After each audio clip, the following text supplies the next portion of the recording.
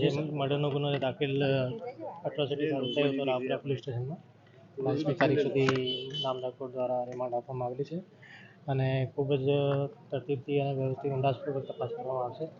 કોઈ પણ પહેલું તપાસમાં છોડવામાં આવશે નહીં. સાહેબ, અન્ય જે આરોપી છે તેમને કઈ પ્રકાર કેમ કે ધરપકડથી બાકી છે?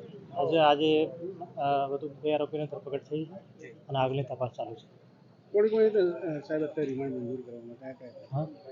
જે અમારે વેપન જે વપરાયું છે આ કબજે કરવા બાકી છે અને ઘણા બધા તપાસના મુદ્દાઓ છે. કાવતરું કઈ રીતે રચવામાં આવે, કોણ કોણ જોડે છે, વધુ વિગતમાં ત્યાં લેવાનું બાકી છે. એટલા માટે કઈ દિશામાં પોલીસ તપાસ કરશે?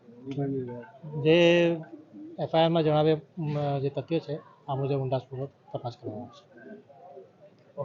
જે બનાવ બન્યો છે, જે ગંભીર બનાવ બન્યો છે એ આરોપીઓને આજે નામદાર કોર્ટ સમક્ષ રજૂ કરવામાં આવેલા હતા. તપાસ કરનાર અધિકારી મારફતે તમામ આરોપીઓના 10 દિવસના રિમાન્ડની માંગણી કરવામાં આવેલી હતી. નામદાર કોર્ટે જે રીતે બનાવ બન્યો છે એની તપાસ કરવી ખૂબ જ જરૂરી છે, તો 22 તારીખ સવારે 11 વાગ્યા સુધીના રિમાન્ડ નામદાર કોર્ટે આપેલા છે.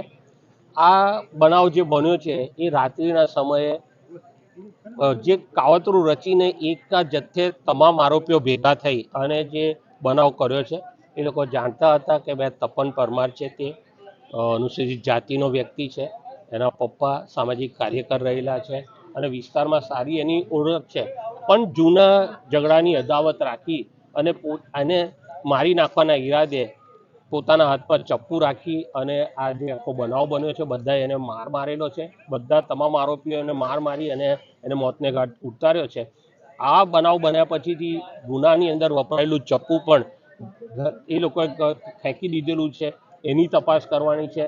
કયા કારણોસર આ બનાવ બન્યો છે, કોણ એની પાછળ છે, હજી અન્ય આરોપીઓ નાસ્તા ભાગતા ફરે છે, એ લોકોની પણ તપાસ કરવાની છે. આવા સંજોગોની અંદર રિમાન્ડની માંગણી કરતા નામદાર કોર્ટે 22 તારીખે સવારે 11 વાગ્યા સુધીના રિમાન્ડ આપેલા. નામ તો મોડે બધા નથી, પણ ટોટલ 5 આરોપીઓને પકડેલા છે, એમાંથી 1 મહિલા છે.